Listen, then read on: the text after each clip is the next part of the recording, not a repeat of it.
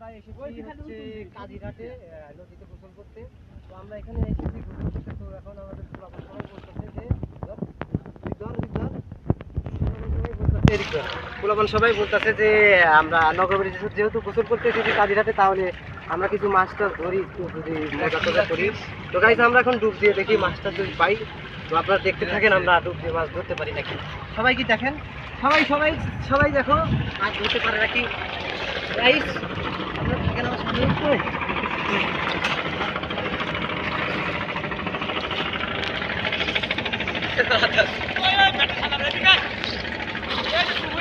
নাই বলে গেছি পাইনি